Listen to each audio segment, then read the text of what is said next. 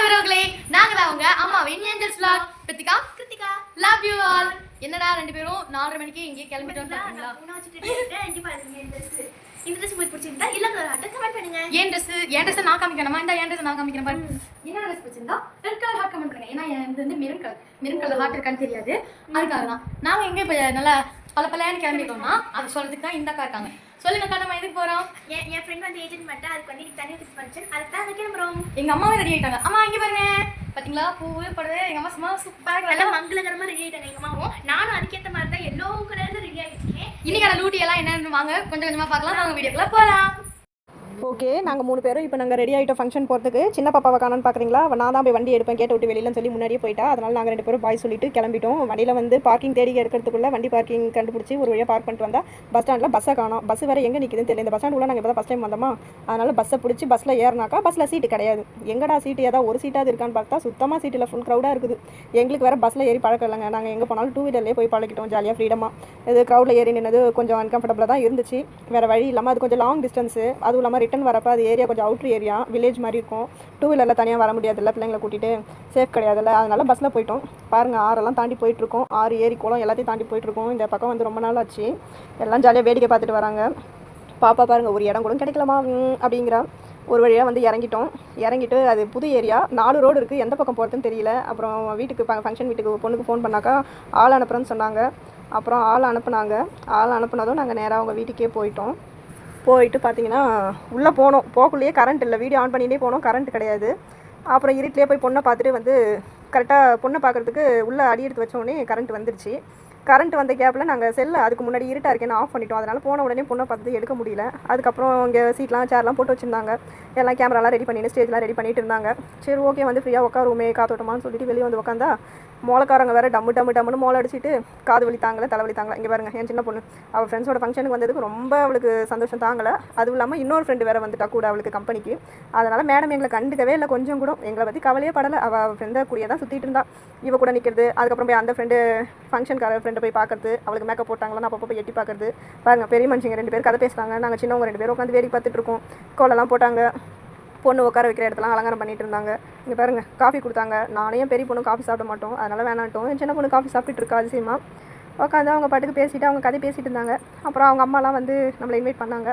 சரி, நான் அவங்ககிட்ட கொஞ்ச நேரம் பேசியிருந்துட்டு அப்படியே உட்காந்துருந்தோம். என்னடா இன்னும் டைம் ஆகுதே பார்த்தா அதுக்கப்புறம் தான் கொஞ்சம் கொஞ்சமாக ரெடி பண்ணிட்டு இருந்தாங்க. அது சண்டே இல்லையா, ஈவினிங் டைம், ராவுகால் டைம் ஆரம்பிக்கக்கூடாதுல்ல, அதனால் கொஞ்சம் லேட்டாக தான் ஆரம்பித்தாங்க. அதனால் நாங்கள் வெயிட் பண்ணிகிட்டே இருந்தோம். இன்னொரு ரீசன் என்னென்னா, கோயிலில் போய் ஏதோ பூஜை பண்ணிட்டு தான் வந்து தாய்மாமன் சீர் கொண்டு வருவாங்களாம். தாய்மாமன் சீர் கொண்டு வந்ததுக்கப்புறம் தான் அந்த புடவையை கட்டி தான் பொண்ணை வந்து கூப்பிட்டு வருவாங்களாம். அந்த மாதிரி இதை பாருங்கள், போயிட்டு கோயிலேருந்து சீர் எடுத்துகிட்டு வராங்க. சீர் எடுத்துகிட்டு ஒவ்வொருத்தவங்களாம் இப்போ தான் வந்துட்டுருக்காங்க. வந்துட்டு அவங்க வந்து தட்டெல்லாம் வைக்க வேண்டிய இடத்துல வச்சுட்டு சீரை வந்து அவங்க பேரண்ட்ஸ்க்கு கொடுத்துட்டு அது ஃபோட்டோ ஷூட்லாம் முடிச்சுட்டு அதுக்கப்புறம் அந்த பொண்ணை கூப்பிட்டு போய் சாரீலாம் கட்டி ரெடி பண்ணி கூட்டின்னு வருவாங்க. அலங்காரம்லாம் ஆல்ரெடி பண்ணியாச்சு. மேக்கப்லாம் நாங்கள் போக்கில் பண்ணிட்டு இருந்தாங்க. சேலை மட்டும்தான் கட்டணும். அந்த பொண்ணு வேறு ரொம்ப குட்டியாக இருப்பாளா, அதனால் சேலை கட்டுறதுக்கு கொஞ்சம் டைம் எடுத்துக்கிச்சுன்னு நினைக்கிறேன். அதனால் கொஞ்சம் டைம் எடுத்து தான் கூப்பிட்டு வந்தாங்க. இந்த பாருங்கள், சிரிச்சிட்டே இருக்கிறாங்க. அவங்களுக்கு என்னென்னா, அவங்க ஃப்ரெண்டு எப்போ வருவா. நான் பாருங்கள் ஒரு பக்கமாக உட்காந்துட்ருக்கேன். ஏன்னா இடம் புது இடமா, புது அட்மாஸ்பியரா, அதனால் வந்து எனக்கு அப்படியே கொஞ்சம் சைலண்ட்டாக உட்காந்துட்டேன்னு வச்சுக்கோங்களேன். அதுக்கப்புறமா பார்த்தீங்கன்னா இங்கே பாருங்கள், 2 பேரும் ஒரு செல்லை வச்சுன்னு பேசிகிட்டு இருந்தாங்க. பாருங்கள், அவள் ஃப்ரெண்டு வரத்தை பார்த்த உடனே அவளுக்கு அவ்வளோ சந்தோஷம். ஏன்ச்சு நின்றுப்பாங்க. பொண்ணு இப்போ தான் ஸ்டேஜுக்கு வந்ததுக்கப்புறம் ஒவ்வொருத்தவங்களா அவங்களுடைய சடங்கு முறைப்படி என்ன பண்ணணுமோ பண்ணி அதுக்கப்புறம் நலங்கு வைக்க ஆரம்பித்தாங்க. சுற்றி கூட்டு வந்து உட்கார வைக்கணும் இல்லையா.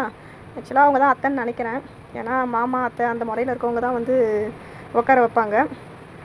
அவங்க உட்கார வச்சதுக்கப்புறம் கொஞ்சம் ஃபோட்டோலாம் எடுத்துகிட்டு தாய்மாமா சீர், மாலை போடுறது, உட்கார வைக்கிறது, வணக்கம் சொல்கிறது எல்லாருக்கும் எல்லாம் பண்ணி அதுக்கப்புறம் உட்கார வச்சு அப்புறம் அவங்க சொந்தக்காரவங்களாம் கொஞ்சம் பேர் நலங்கு வச்சுட்டு இருந்தாங்க. நலங்கு வைக்க ஆரம்பிச்சிட்டாங்க. அப்பயும் இவங்க பேசுகிறது ஓயலை. பெரிய மனுஷங்க பேசுனாங்க பேசிக்கிட்டே இருந்தாங்க. நலங்கு வைக்கிறாங்க. அவங்க மாமா தான் நினைக்கிறாங்க, கண்டிப்பாக அவங்க மாமா தான். ஏன்னா அவங்க தான் எல்லாமே பண்ணிகிட்ருக்காங்க. மாலை போடுறாங்க, அவங்க தான் சீர் கொண்டு வந்து கொடுத்தது எல்லாமே. நல்லா பண்ணியிருக்காங்க ஃபங்க்ஷன். அவங்க அந்த பொண்ணு வீட்டுக்கு ஒரே பொண்ணு இல்லையா, அதனால் நல்லா ஃபங்க்ஷன் நல்லா தான் பண்ணாங்க. எதுவும் குறை இல்லை. பொண்ணும் குட்டியாக க்யூட்டாக தான் இருக்கா இல்லை. எல்லாம் போகிறாங்க வராங்க, ஃபோட்டோஸ்லாம் எடுத்துகிட்டு தான் இருக்காங்க. ஏதோ பண்ணுறாங்க, என்ன பண்ணுறாங்கன்னு நமக்கு தெரியல. இதோ பாருங்கள். அதுக்கப்புறம் சரி ஓகே, பொண்ணு உட்காந்துச்சேன். மணி ஆல்ரெடி 8:30 கிட்ட ஆகிடுச்சா.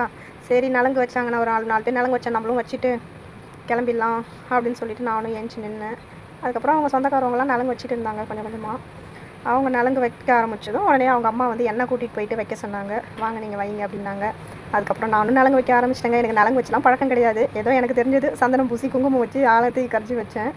ஆமாம், பாப்பா கிட்ட நான் அவளோட ஃப்ரெண்டு தான், அவள் தான் வந்து கவர் கொடுக்கணும்னு சொல்லி நான் அவகிட்ட கொடுத்தேன். அதனால் கவரை கொடுப்பாப்பான்னு சொல்லி அந்த பக்கம் நிற்க வச்சேன். அவள் என்னடானாக்கா அந்த பக்கம் வந்து கொடுக்கக்கூடாது, நாங்கள் ஒருத்தவங்க நிற்கிறாங்களா, அவங்க வந்து இந்த சைடில் கொடுக்கக்கூடாதுமா, அந்த சைடில் போய் தான் கொடுக்கணுமா அப்படின்னு சொன்னதுனால அவளும் அவள் ஃப்ரெண்டும் அந்த பக்கத்தில் வந்து நின்றுட்டுருக்காங்க. அங்கே பாருங்கள் சொல்கிறாங்களா. அதனால் இப்போ பாருங்கள் நான் முடிச்சுட்டு எட்ட வருவேன். ஒரு ஃபோட்டோ எடுக்கிறதுக்கு அவங்க எல்லாம் நில்லுங்க அப்படியே நில்லுங்கன்னாங்களா. அதனால் ஃபோட்டோ எடுக்கிறதுக்கு நாங்கள் அப்படியே நின்றுட்டோம். நாங்கள் போன செட்டால் அப்படியே நின்றுட்டோம். அடுத்தது நாங்கள் வெளியில் வந்துடுவோம். எட்ட தூரமாக வெளில வந்ததுக்கப்புறமும் பாப்பாவும் அவளோட ஃப்ரெண்டும் போயிட்டு கவர் கொடுத்துட்டு வருவாங்க. டைம் அதிகமாகிடுச்சா, அதனால் அந்த டைம் அதிகமாகிடுச்சு டென்ஷன் எங்களுக்கு ஆகிடுச்சு. அப்புறம் கிளம்புறோம் அப்படின்னு சொன்னால் இல்லை சாப்பிட்டு தான் போகணும் அப்படின்னு சொல்லி அவங்க ரொம்ப இது பண்ணதுனால சரின்னு சொல்லிட்டு சாப்பிட உட்காந்தாச்சு. சாப்பிட்டாச்சு. பிரியாணி, சிக்கன் பிரியாணி இருந்துச்சு, நல்லா தான் இருந்தது சாப்பிட்றதுக்கு. கடைக்கண்ணு சாப்பிட்டுட்டு கடைக்கண்ணு ஏஞ்சிட்டோம். ஏன்னா டைம் ஆகிடுச்சு இல்லையா, அங்கே வேறு 9 o'clock மேலே டிரைவரவங்களை ஒரு வழியாக வீட்டுக்கு வந்துட்டோம். எல்லாம் சரியாக டயர்டாகி போய் படுத்துட்டாங்க. நான் மட்டும் ட்ரெஸ் செட் பண்ணி உட்காந்துன்னு இருக்கேன். இன்றைக்கான வீடியோ இதுதான். நம்ம வீடியோவை தொடர்ந்து பார்க்கறதுக்கு லைக் பண்ணுங்கள், ஷேர் பண்ணுங்கள், அந்த பெல் பட்டனையும் கிளிக் பண்ணுங்கள். Tata, bye bye.